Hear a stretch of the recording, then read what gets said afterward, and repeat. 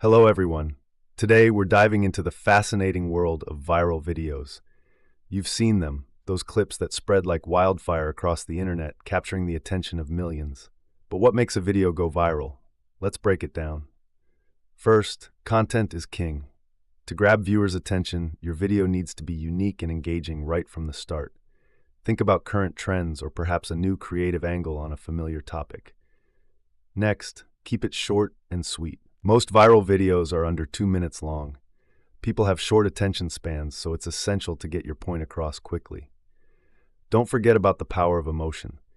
Whether it's humor, surprise, or inspiration, tapping into viewers' feelings is key to sharing success. Finally, remember to share strategically. Post on social media platforms where your target audience spends most of their time. With these tips in mind, you're ready to create your own viral sensation. Happy filming!